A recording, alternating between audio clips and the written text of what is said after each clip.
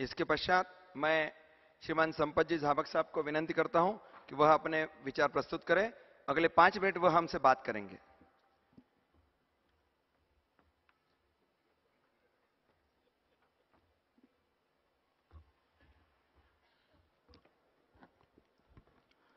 उपस्थित सभी मेरे अपनों, अभी हमने भाई प्रफुल्ल जी को सुना और उन्होंने हमारे समाज की एक बहुत ही ज्वलंत समस्या पर नजर रखी, उसकी नब्ज पर हाथ रखा।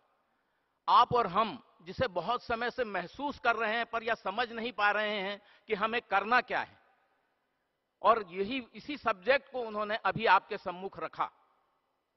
हम जैन समाज के सदस्य, उद्यमशीलता हम में कूट कूट कर भरी है, हम उदार हृदय हैं, हम सेवा भावी हैं, हम अपने आप को कहीं पर भी स्थापित करना जानते हैं।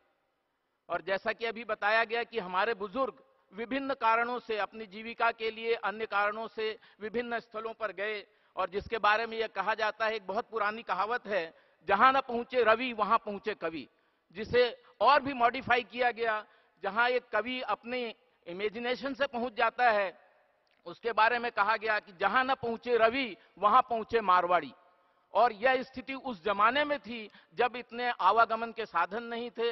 लोग सीधा मारवाड़ से, राजस्थान से, गुजरात से निकल करके ट्रेनों से, बैलगाड़ियों से न जाने कहां सुदूर अंचलों में जाकर बस गए थे, और उन्होंने अपनी जीविका वहां के लोगों की आवश्यकताओं को समझते हुए वहां उपार्जित की। और वहां उन्होंने अपने प्रति इतनी श्रद्धा, इतना विश्वास, इतना अपनापन अर्जित किया कि उस समय में उनकी वहां पर बहुत ज्यादा महत्ता थी। लोग उन्हें सेठ, साहूकार, महाजन कहते थे, और वे भी वहां के लोगों की आवश्यकताओं के अनुरूप अपने संसाधनों का भरपूर उपयोग करते थे और उन्हें सुख सुविधा मुहैया कराते थे।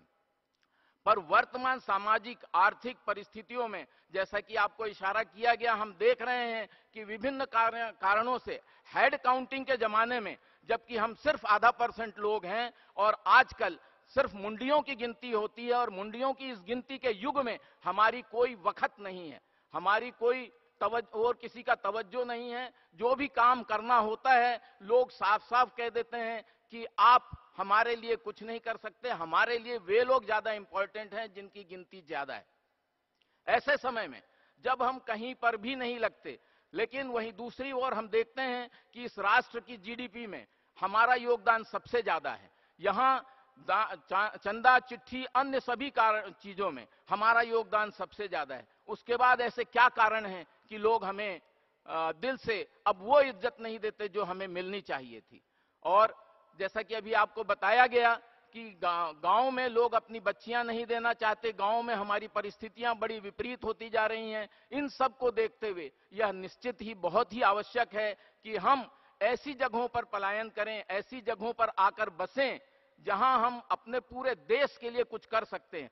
हम में जो उद्यमशीलता है, हमें की क्षमता है, अगर हम बड़ी जगह पर आते हैं, एक छोटे गांव में जो हम कार्य व्यापार कर रहे हैं, अगर हम उतनी ही मेहनत, उतनी ही अपनी एफर्ट्स को लगाते हैं, और हम पाएंगे कि हम आज से कहीं ज्यादा काम करके दे पा रहे हैं। तो जैसा आपको अभी बताया गया कि अगर हम अपनी उद्यमशीलता को शहरों में लगाएंगे, बड़ी जगहों में लगाएंगे, तो हम आज से कहीं ज्यादा प्रोडक्टिविटी दे सकेंगे। और यह सिर्फ हमारे समाज के लिए, हमारे अपने लिए नहीं होगा, वरन संपूर्ण राष्ट्र के लिए होगा। और जैसा कि कल भी आपको बताया गया कि हमारे देश की जीडीपी जो आज 6.5% है, अगर हम जैन समाज के सभी लोग मिलजुल करके उतनी ही उद्यमशीलता के साथ काम करें, तो हम इसको 2% तक ग्रोथ दे सकने की क्षमता हमारे देश का यह आधा % जैन समाज रखता है।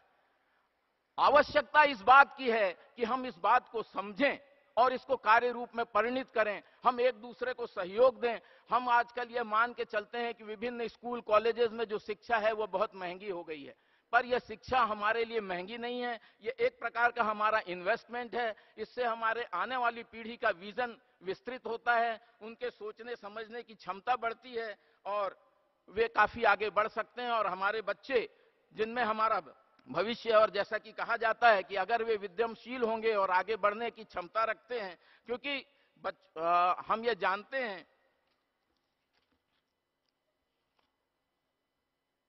कि जिंदगी का उद्देश्य मात्र इतना नहीं है कि पढ़ाई की, बच्चों की पढ़ाई करवा दी, उनकी शादी कर दी, उन्होंने नौकरी कर ली और जिंदगी वहीं समाप्त हो गई।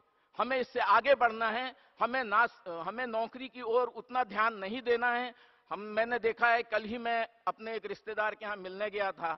उनका बच्चा रायपुर से आज पुणे में आकर के अपनी कंपनी चला रहा है आईटी की, और मैंने उससे कहा कि भाई तुम रायपुर वापस कब आओगे? तो उसका कहना था कि मामा जी, मेरा रायपुर में आने का अभी कोई प्रोग्राम नहीं है। उसका कारण यह है कि रायपुर में जिस कंपनी में मैं पहले काम करता था और जहां से मैं यूएस गया, अपनी शिक्षा लेकर के आया और अपनी कंपनी यहां स्टार्ट की, वह कंपनी आज भी वही है, बल्कि उससे कुछ काम उनका कम ही हुआ है। जबकि मैंने यहां आकर के जो काम शुरू किया उससे कहीं ज्यादा काम मैं कर पा रहा हूं। उसका कारण यह है कि छोटी जगह में रहने के कारण ना तो उनको काम मिलता, ना उनका विजन इतना विस्तृत हो पाता है। बड़ी जगह में हमें अपॉर्चुनिटीज ज्यादा मिलती हैं और हम बहुत तेजी से ग्रो कर पाते हैं।